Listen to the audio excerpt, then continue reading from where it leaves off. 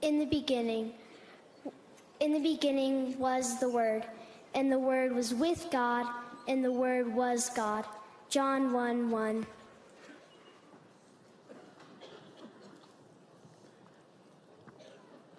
I think I would have liked John.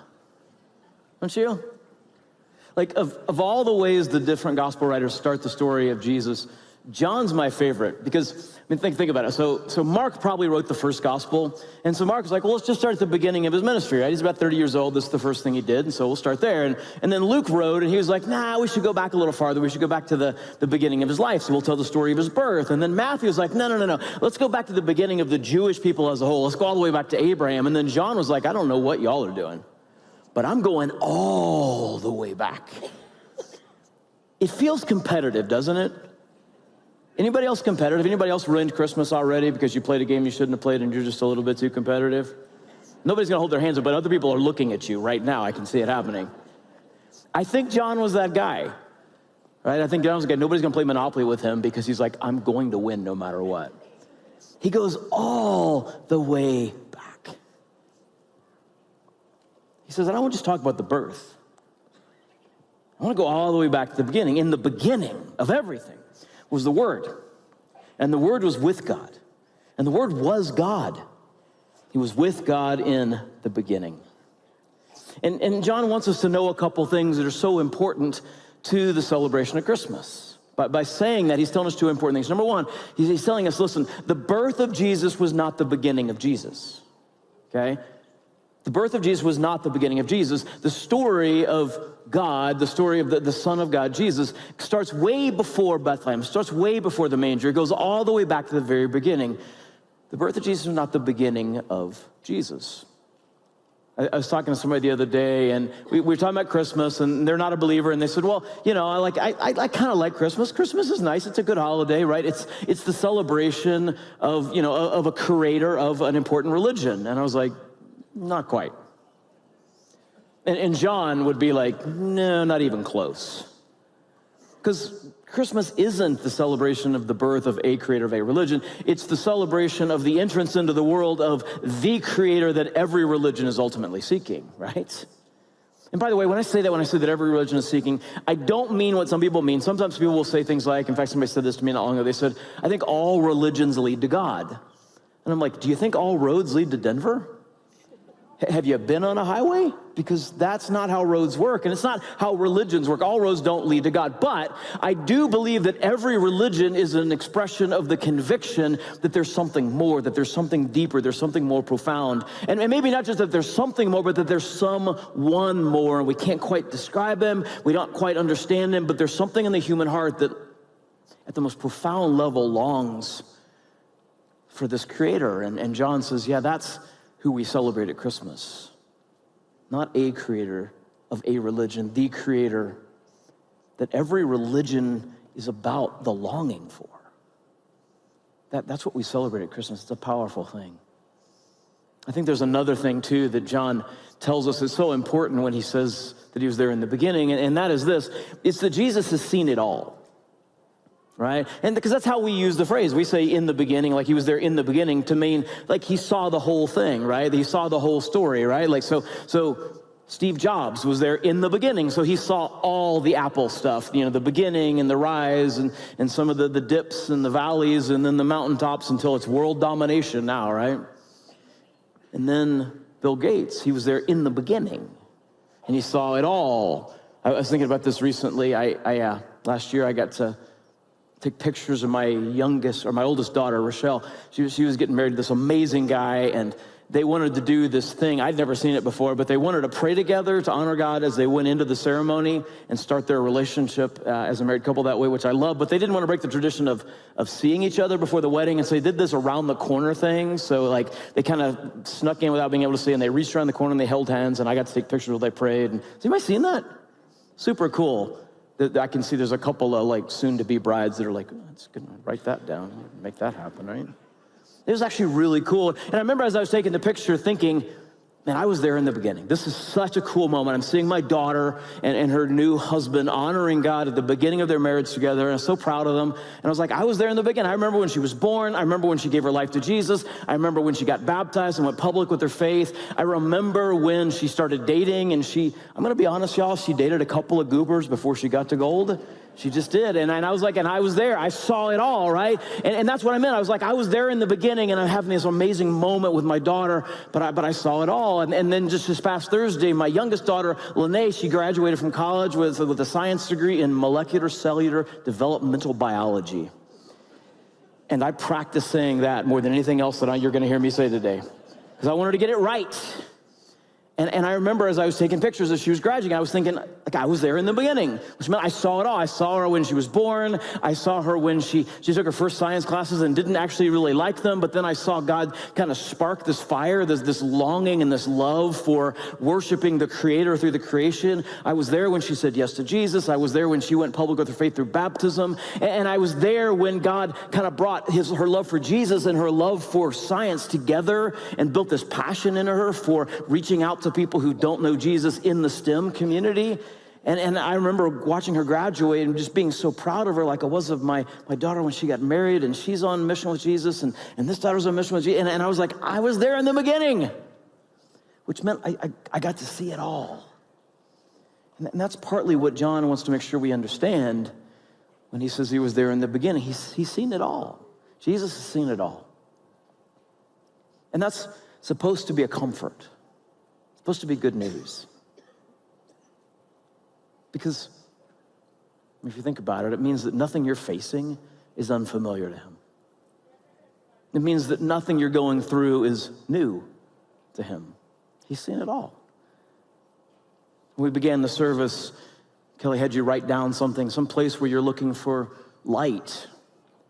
You need to understand that whatever it is that you're struggling with, that you wrote there, like it's not new to Jesus. It's new to you, but he's seen it all. And I was thinking about that because one of the names of Jesus that we sing in our songs of Christmas is Wonderful Counselor, right? And I was thinking about, I really prefer a counselor who has kind of seen it all, don't you? Like, you don't want to go to a counselor because you finally get up the courage to ask for some help and you lay it all out and you explain what you're going through, what's happened to you, and what you're struggling with. At that moment when you've done all that, you've bared your soul, you don't want a counselor look at you going, man, I've never heard of anybody with your kind of problems, right? You want them to be able to put their hand on your shoulder and go, I know this is new to you and this is hard, but I just want you to know I've seen this, I've walked with people through this, and we can get you past this.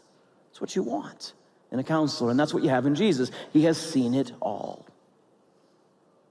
It's supposed to be comforting. And sometimes people go, well, I'm not so sure it is comforting because that means he's seen everything I've done. He's seen all of my sin. He's seen all of my failures. But listen, like, your failures don't impress him. Okay? Maybe you're here today and you actually feel really uncomfortable being in church because you're carrying around a burden of guilt and shame because of your past and because of what you've done, and you don't feel like God really wants to receive you into this place. And I want you to understand that nothing you've ever done has impressed him. He's seen it all, which also is something you want in a counselor, right? Like, you don't want to go, okay, I'm just going to bare my soul. Here's what I'm struggling with. Here's what I'm feeling. And you don't want to do that and have the counselor look at you and go, ooh. Like, I need to get you a referral, right? You're too much for me. No. Jesus has seen it all. And please hear this. It hasn't changed his love for you. It hasn't changed how passionate he feels about you. It has not changed in the slightest, tiniest bit how deeply and profoundly he longs for a relationship with you. He's seen it all. He says, and I can help. And he can help. John says, through him all things were made. Without him, nothing was made that has been made. Which, can we just be honest? Does anybody else feel like that's an awkward sentence? Right? I mean, through him all things were made, and without him nothing was made that has been made. Like, John, if you're just trying to say he made everything, why don't you just say that? And I think there's actually a couple of reasons why he doesn't just say that. One of them is he wants to make sure that we understand that there is one thing that is but has not been made. Him. He wants to make sure that we understand that Jesus was not made, that he's just always existed. People will sometimes ask the question, well, if God made everything, who made God? And John says nobody made God because God wasn't made, he just is. When God spoke to Moses at the burning bush, and Moses was being given a big assignment. He was being told, hey, why don't you go down to Egypt and tell Pharaoh to let my people go. And Moses is like, yeah, who am I supposed to say sent me? Because I don't think the burning bush is going to cut it, right? And God identified himself this way. He said, just tell him I am sent you. I am. And I'm pretty sure Moses' response to that was, that's not any better. I might actually stick with burning bush. That's not even grammatically correct, but it's powerful, isn't it? God's saying, I just am, that it's just the way it is. And then later on, Jesus, the Word made flesh, came into the world, and he looked at somebody at one point in his ministry, and he said, before Abraham was, I am. Pulls out the same name, because what John is telling us is that he's just always been. And that's actually supposed to be really good news. It's hard for the brain to understand, but it's actually really important for the heart to get a hold of. Because it means that he's not part of the world. He's concerned with it, he's invested in it, but he's not affected by it in the sense that he needs it or that everything is on the line for him. No, he's bigger than that. He's more foundational than that. And that means that he's unshakable. That no matter what's going on in our world, he is unshakable. No matter what's going on in the world, he's unshakable. He is a foundation that can be stood upon in confidence no matter what is going on. And John says you need to know that. I think there's another reason why he says this kind of awkward sentence, and that is because he wants to make sure you don't skip over it or skim past it, because it's actually pretty deep. When he says everything was made by him, what he's telling us is something incredibly important, and that is that Jesus knows how it's all supposed to work. Because the one who makes it knows how it's supposed to work better than anybody else, right? I mean, the rest of us, we can play around with something and we can kind of learn it and we get a bit of a feel for it. But when something mysterious happens, when something goes on with it, whether it's a piece of software or your car, something like that, you got to go back to the people who made it, because they're the ones who know how to fix it, because they know how it's supposed to work. In my last job, I was at a church down in Castle Rock, and I was like the associate pastor of everything else, basically. And one of the things that I did was I built the sound system. And we didn't have any money, like the kind of equipment that we have at Mission Hills campuses now. I would look at magazines and just dream, but I didn't have it. And so I built a sound system that was a duct-taped nightmare. It worked, but by the skin of my teeth. In fact, I put my blood, sweat, and tears into that thing, literally. There was blood on wires. And I had to climb into the rafters to hook up things and to fix things. And it was so complicated and convoluted, but because I made it, I understood it. And so when I left there, I spent about 2 months writing an instruction manual for the sound system. Because I was like, you're gonna have questions, and when you find that this happens, here's what you're gonna have to do. And when this happens, you're gonna have to do this. And for a long time, actually, even after I left, they would call me and they go, how do we make this happen? How do we do this? Because the one who puts it together knows how it's supposed to work, right? And that's what John is saying. Because Jesus made it all, he knows how it's supposed to work. And I know some of us are here today going, well, that sounds good, but it's not working. Life isn't working. The world isn't working. My life, my world isn't working. And that's true. The world isn't working, but we need to understand why, okay? It's so important. It's not working because we've ignored the words of the one who knows how it works. Do you hear me? We've ignored the words of the one who knows how it works. He told us how it works, and we've ignored those words. Jesus said, the love of money is the root of all kinds of evil. Not that money's bad, but he said the pursuit of it, the love of it, is the root of all kinds of evil. That's how it works. And we go, yeah. But, God, if you just gave me a little more money, I could do so much more good. As though somehow, even when we're not generous with a little, once we have more, we'll magically become generous. But that's not how it works. And the reality is, and I've seen this in my life, I've seen it in the lives of people that I work with, the waiting to be generous, the waiting to do good with the little that we have until we have more ends up in a place where even when we have more money, what really happens is the money has more of a hold on us. And it's not enough. It's never enough. We never hit that place where we go, I've got so much, I don't know what to do with it now. And so what happens is we pursue it, and then we find ourselves in this place of emptiness and brokenness and utterly confused. How could I possibly be so empty when I have all of this? Because Jesus says that that's not how it works. Jesus said, happy are the humble.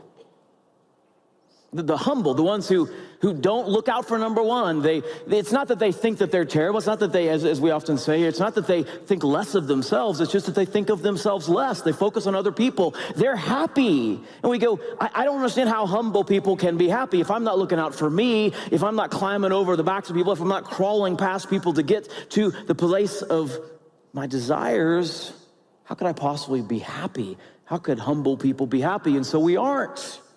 We look out for number one, and we get to the places that we sought, and in the way of getting there, we've broken so many relationships that we find that when we're there, we're alone. It doesn't work. Jesus said, forgive, and you'll be forgiven. We go, yeah, but if I forgive, then they're gonna get away with it. And so we wrap ourselves in unforgiveness, and inside, we get bitter and resentful and angry. And what we thought was punishing them for what they've done to us has become a deeper wound that we've done to ourselves that we can't escape from. Jesus said, love your enemies, pray for those who persecute you. And we go, oh, I'll pray for them, all right. Wait. Asking you to get them counts as praying for them, right, Jesus? And our anger consumes us from the inside. And those that we are so frustrated because they stole our peace haven't taken anywhere near as much peace from us as we have taken from ourselves because we have ignored the words of the one who knows how it works. But the problem's actually deeper than that. And I think it's important that you understand this. See, the real problem, the real reason the world isn't working, the real problem isn't just that we've broken the rules, it's that we've broken the relationship. It's not just that we've broken the rules, it's that we've broken the relationship with the one who created it all and wants to do it all with us. John says, in him was life, and that life was the light of all mankind. Pay attention to that. He says, in him was life. Not from him, not by him, in him. In other words, life as it was always intended to be experienced is only possible when we're connected to him, okay? Because the life that we're longing for isn't something that we get and have for the rest of eternity. It's actually something that continually flows from him into us. It's an ongoing experience that makes life possible in the way that God intended it. So you got to understand, life flows from a connection to our Creator. In the same way that you've never plugged in a lamp and turned it on and, oh, that's great, I've got light, and then unplugged the lamp and carried it off into a dark room. It doesn't work. When you turn off a lamp and you unplug it from the outlet, the light goes away. In the same way, he says, in him was life. Life flows from a connection to our Creator. But we disconnected. We said, I appreciate life and all, but I think I'm going to do it from here on out on my own. I think I'm going to do it my way. And so we unplugged the lamp and everything went dark. And we got lost in the dark. And we can't find our way out of the dark. So at Christmas, we celebrate the fact that the light that we pushed away pursued us into the darkness to rescue us from it. And John says, the light shines in the darkness, and the darkness has not overcome it. And I love that. He says, in him was life. It's past tense. That's how it was made. That's how it was supposed to be. We were connected to him and life was flowing into us, but we disconnected, and so it's past tense. In him was life. But then he says, in him was life, but the light shines in present tense. Because what was can be again. And that's the reason that Jesus has come. That's the reason the light has come into the darkness, so that what was can be again. And the light is shining. It's present tense. It is ongoing. It is there. And the darkness has not overcome it. But the darkness tries. Do you understand that? The truth that God loves you, the truth that the light is pursuing you, the truth that you can have life in a way that in the deepest parts of your soul, you know you're supposed to have it. The dark is trying really hard to keep you from understanding that. The dark is trying really hard to overcome that truth. It started a long time ago, right? I mean, it started in the Garden of Eden, but if we're thinking Christmas, right? I mean, even before the light came into the world, the darkness inspired an insecure king to oppose the light by killing every baby boy 2 years and under in the region of Bethlehem, trying to overcome the light, opposed the light, but did not overcome. Jesus escaped miraculously. Throughout his ministry, the darkness sent demons by legions to oppose his ministry. And Jesus, because light doesn't have to fight against darkness, it simply has to shine. If you've ever noticed that about light. Jesus didn't fight against demons. You watch movies and there's, it's always these exorcisms and there's battles going on. Jesus showed up and demonic spirits came out of the dark against him, and Jesus just went, go away. It was sad little exorcisms. But it worked because his authority is ultimate, and the light cannot handle darkness. Light can't handle darkness. Darkness cannot handle light. And then the worst thing that the darkness did was it tried to use religion to overcome the light. If you think about it, the greatest opposition to the light of the world, to Jesus, was the religious leaders of his day. Those who should have been most open to the coming of the light were most opposed to the coming of the light. Those who should have been light to the world, getting ready for the light of the world, were opposed to the light of the world coming into the world they were supposed to serve. I was thinking about it. We do this thing in our family around Christmas time. It's a Christmas light scavenger hunt. Like many things in my family, it started out small and became ridiculous. It was a bingo sheet. It was just like, and it was like 25 squares, I guess. And it was like, find an elf, find Santa Claus, find those kinds of things. And if you got a line, then you got a piece of candy or something like that. And now it's like a 90 by 90 grid. It's this massive thing, and all the possible things are there. And there's everything from find the Grinchiest neighborhood, which is, it's got to be at least 4 houses in a row with no lights. And then there's find tacky Christmas, which is, warm lights and cool lights on the same tree, right? Super tacky. You got to find that, okay? But of course, there's the reason for the season stuff. There's find the word Jesus in lights. Do you know how hard that one is? You know how hard it is as we drive around these neighborhoods, which, by the way, are brightly lit. Do you know how hard it is to find the word Jesus in all of those displays of light? It's hard. There are a lot of years we never checked that box off. And I was thinking about it, and I was like, that's kind of like religion. Oh, it looks like light. It's bright and it's shiny, and it's the rules and the rituals and all the language and everything, but somehow all of that can obscure, almost overpower the true light, and that's what happened in Jesus' ministry. What should have been light opposed the light. And the reason they opposed the light was because of who he went to. He went to the people who were living in darkness. He hung out with sinners and tax collectors. He hung out with people that religious people don't want anything to do with, people that knew they were sinners, that knew they were living in darkness, and had been told over and over again they were beyond redemption. And Jesus said, that's wrong. Your darkness is not that deep. I understand you're lost in it, but I will come and I'll rescue. So he hung out with those people, and they said, what are you doing? You're not taking their sin seriously enough. And they accused him of essentially treating sin as though it were frivolous. And Jesus, who never said sin was frivolous. Jesus never said sin was frivolous. He said it was forgiven. He said he came to forgive it.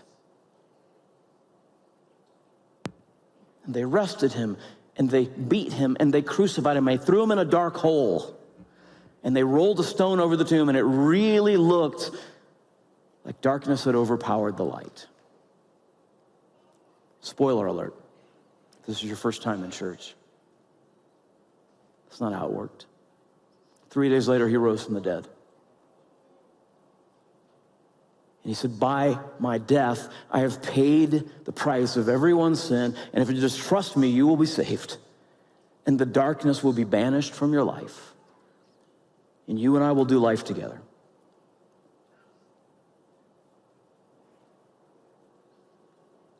The light shines in the darkness, and the darkness has not overcome it.